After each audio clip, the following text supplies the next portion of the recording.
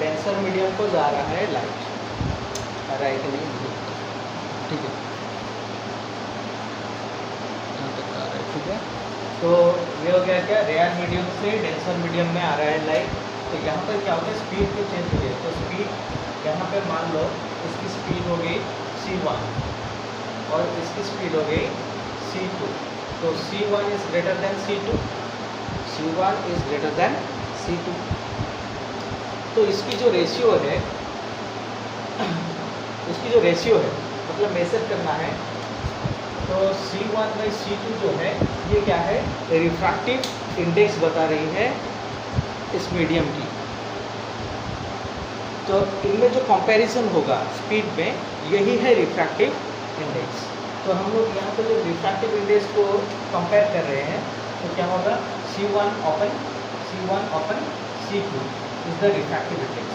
Refractive index को हम लोग रिप्रेजेंट करते हैं म्यू से, या तो फिर कोई पे लिखते हैं n, तो हम लोग यहाँ पे म्यू से रिप्रेजेंट करते हैं। तो रिफ्रैक्टिव इंडेक्स हो गया c1/c2।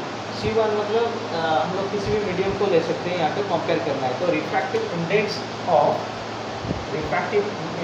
Of medium 1 with respect to medium 2। Refractive index of medium 1, इसका रिफ्रैक्टिव इंडेक्स लिखना है, उसको इस स्लाइड में लिखना है। Refractive index of medium 1 with respect to medium 2, जो डिनोमिनेटर में है उसको पहले लिखेंगे यहाँ पर। तो इस तरह से एक लिखा जाता है। तो refractive index of medium 1 with respect to medium 2, तो ऐसे इसमें आएगा। तो रिफ्रैक्टिव इंडेक्स दोनों का जब कंपेयर करते हैं, जब हम लोग डेंसिटी कंपेयर करते हैं, तो refractive index is the measure of densities, different densities. इतना क्लियर है?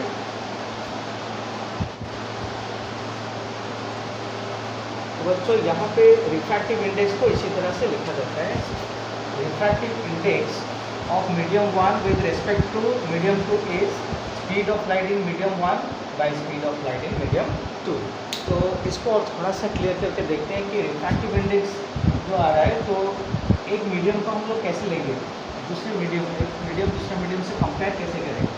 तो अगर हम लोग सपोज एयर से ग्लास में आ रहे हैं, देखो सबसे उससे पहले एक बात जानना ज़्यादा ज़रूरी है कि रिफ्रैक्टिव इंडेक्स जो है, तो refractive index is the measure of refractive index is the measure of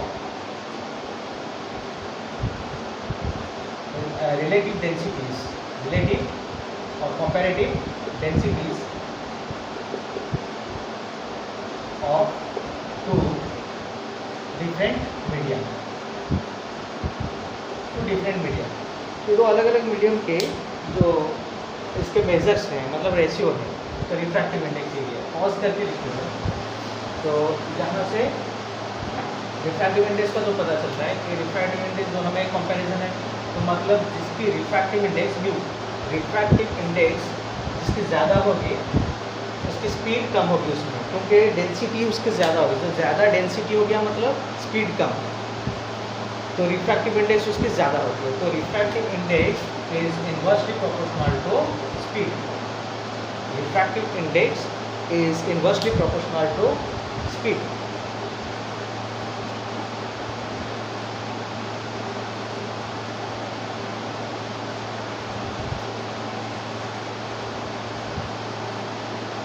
जिसकी स्पीड कम उसकी रिफ्रैक्टिव इंडेक्स ज़्यादा।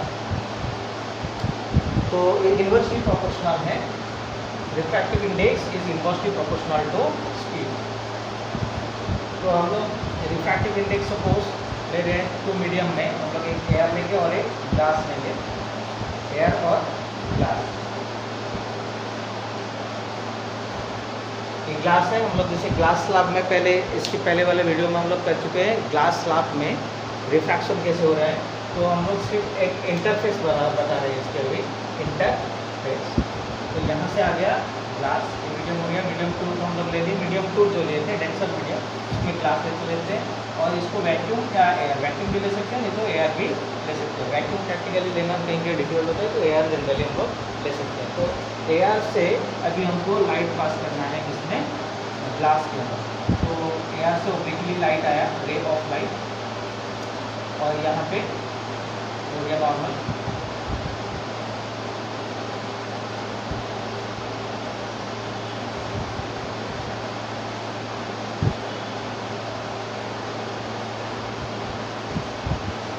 ये नॉर्मल हो गया। तो क्या होगा, it will bend towards the normal, it will bend towards the normal. उसको जाना था किधर, लेकिन वो नॉर्मल की तरफ थोड़ा आ गया क्योंकि इसकी डेंसिटी ज़्यादा है। तो स्पीड ऑफ लाइट जो हम लोग रिफ्रैक्टिव इंडेक्स को कैसे कंपेयर करें, तो इसके एयर के रिफ्रैक्टिव इंडेक्स और ग्लास की भी एक रिफ्रैक्टिव इंडेक्स है। तो सभी मीडियम के कुछ ना कुछ रिफ्रैक्टिव इंडेक्स होते हैं। Refractive index is the measure of its optical density. Optical density को जब कंपेयर करते हैं, तो देखो यहाँ पे एयर और ग्लास का हो गया, तो यहाँ पे स्पीड कुछ होगा, यहाँ पे स्पीड v1 ले लो, यहाँ पे स्पीड v2 ले लो, और एयर ले लेते हैं इसको ए, और इसको glass, air to glass. Speed in air, speed of light in air va, speed of light in gas, sorry glass, glass. तो यहाँ से ले लेते हैं। तो हम लोग का जो कंपैरिजन था, इसका रिफ्रैक्टिव इंडेक्स जो है म्यू एयर, एयर का रिफ्रैक्टिव इंडेक्स डिवाइडेड ग्लास का refractive index. Air to glass जा रहे हैं, तो कंपेयर कैसे करें, ये याद करो, इसके पहले इक्वेशन में मैंने दिया था कि इट इज़ इनवर्सली प्रोपोर्शनल। तो यहाँ पे इसकी स्पीड के साथ कंपेयर करेंगे, क्योंकि स्पीड ही जो मेजर है रिफ्रैक्टिव इंडेक्स का। तो refractive index of A upon refractive index of G, that is glass. तो स्पीड को क्या कर लेंगे, इसको रिवर्स ले लेते हैं। इसका क्या इन्वर्स ले लेंगे, क्योंकि इन्वर्सली प्रोपोर्शनल है, refractive index is inversely proportional to speed. तो speed of glass, speed of light in glass medium, and अपन speed of light in air medium. तो इस तरह से ये हम लोग को ये इक्वेशन काम में आ सकता है। कोई एक गिवन होगा और रिफ्रैक्टिव इंडेक्स गिवन हो सकता है, स्पीड में से निकालना होगा, या तीनों में से कोई एक टर्म दिया होगा न्यूमेरिकल सॉल्व करने टाइम में, इसको इसकी ज़रूरत पड़ेगी। Keep it in mind. तो कीप इट इन माइंड, इसकी ज़रूरत पड़ सकती है न्यूमेरिकल सॉल्व करने में। तो ऐसे गया। अगर हम लोग यहीं पे देखते हैं, तो स्पीड ऑफ लाइट जो है, स्पीड ऑफ लाइट जो है, ये कितना है, अभी हम लोग लिखे थे पहले में 3 इंटू स्पीड ऑफ लाइट की, ये कितनी है 3 into 10 to the power 8 metre per second.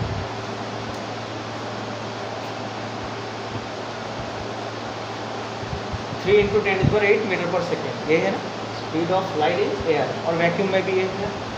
तो और क्या है हम लोग का, speed of light in glass, glass में speed of light in glass क्या है 2 into 10 to the power 8 metre. तो हम लोग जब रिफ्रैक्टिव इंडेक्स कैलकुलेट करेंगे किसका, glass with respect to air, glass with respect to air, refractive index of glass with respect to air. Glass with respect to air जब हम ले रहे हैं, तो पहले हम लोग किसको लिखना है, तो glass with respect to air मतलब पहले हम लोग को स्पीड ऑफ एयर लिखना है, speed of light in air, that is 3 into 10 to the power 8। Glass with respect to air मतलब एयर टू ग्लास जा रहा है, तो एयर टू ग्लास मतलब पहले हम लोग लिखे speed of light in air, air वाली है। तो उसके बाद क्या आ गया, speed of light in glass, glass मिलते हैं। तो ग्लास में थोड़ा सा स्लो जा रहा होगा डेफिनेटली, क्योंकि उसकी ऑप्टिकल डेंसिटी ज़्यादा है। तो यहाँ से ये हो गया, आ गया कितना 3/2। कितना दे सकते हैं, refractive index of glass with respect to air, इसको क्या लिख सकते हैं, आ रखे glass with respect to air, थोड़ा सा ऊपर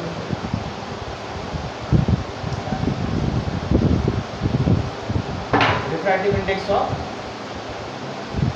glass with respect to air is 3/2 मतलब 3/2 मतलब 1.5। रिफ्रैक्टिव इंडेक्स की कोई यूनिट नहीं होती, कभी कभी एग्जाम में पूछ लेते हैं, इंटरनल एग्जाम में बोर्ड कभी भी ऐसे क्वेश्चंस फालतू वाले क्वेश्चंस नहीं करता, क्योंकि रिफ्रैक्टिव इंडेक्स एक न्यूमेरिकल सिर्फ एक क्वांटिटी है। रिफ्रैक्टिव इंडेक्स एक क्वांटिटी है, ये कोई ये नहीं है, न्यूमेरिकल है ओनली, मतलब इसको बोलते हैं क्या, मैग्नीट्यूड है ओनली, इसका कुछ भी नहीं है।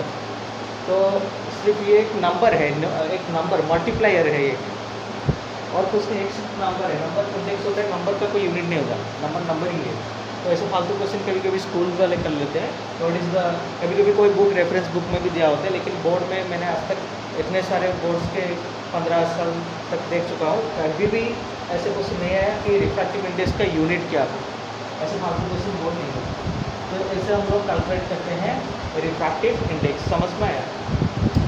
तो यहाँ से हम लोग एक चीज़ जा रहे हैं, तो यहाँ तक हो गया, हम लोग थोड़ा लिख लिए सही। अभी यहाँ जो आ रहा है, तो जब भी कंपेयर करते हैं रिफ्रैक्टिव इंडेक्स स्पीड ऑफ, तो रिफ्रैक्टिव इंडेक्स को हम लोग सपोज हम लोग को ग्लास का एब्सोल्यूट, अभी हम लोग पढ़ेंगे एब्सोल्यूट रिफ्रैक्टिव इंडेक्स, शॉर्ट में लिख रहा हूँ रिफ्रैक्टिव इंडेक्स। तो एब्सोल्यूट रिफ्रैक्टिव इंडेक्स क्या है, क्योंकि एब्सोल्यूट रिफ्रैक्टिव इंडेक्स हम तब बोलेंगे जब speed of light in air with any speed of light in any given medium, air और वैक्यूम,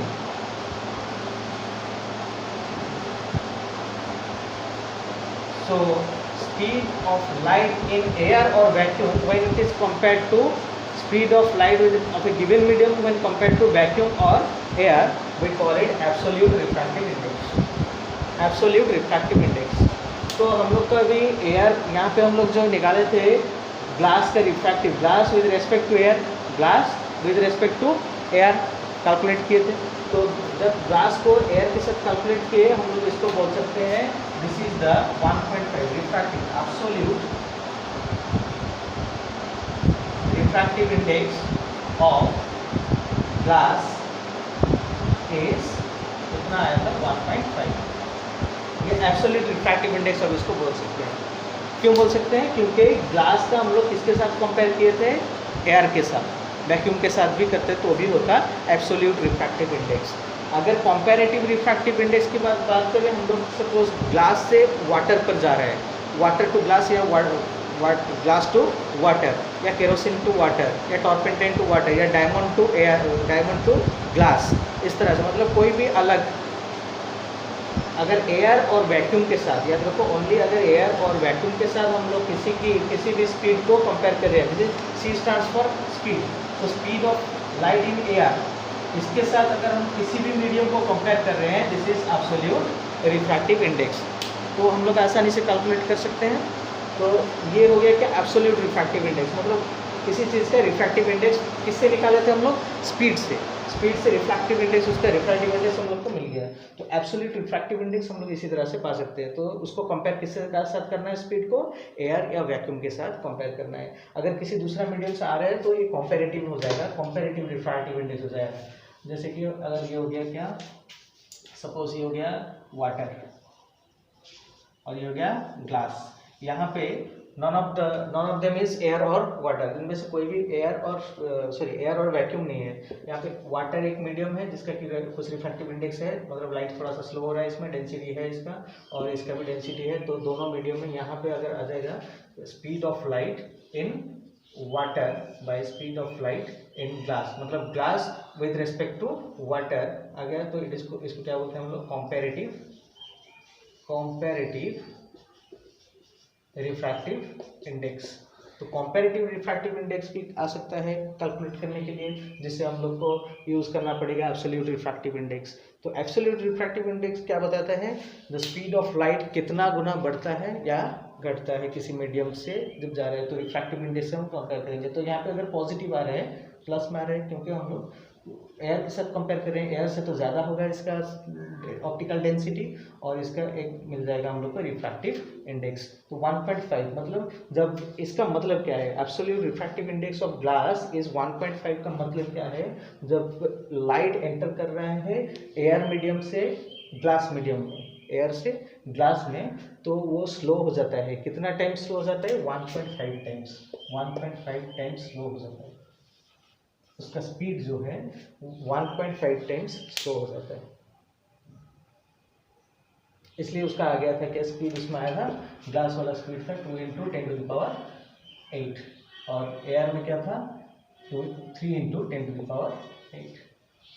तो इससे ये कितना गुना कम गया स्पीड? 1.5। यही है रिफ्रैक्टिव इंडेक्स। तो हम लोग नेक्स्ट वीडियो में कुछ न्यूमेरिकल्स लेकर आएंगे और उसको सॉल्व करने की कोशिश करेंगे। इसी में दिया होगा रिफ्रैक्टिव इंडेक्स, एक का दिया होगा, दूसरा का स्पीड निकालना होगा, या फिर दोनों का स्पीड दिया होगा, रिफ्रैक्टिव इंडेक्स निकालना होगा, और एब्सोल्यूट को जाकर निकालना होगा। ऐसे बहुत सारे क्वेश्चंस आ सकते हैं। तो इतना सब कुछ था। अगर समझ में ना आए, कुछ रह गया हो तो कमेंट करें।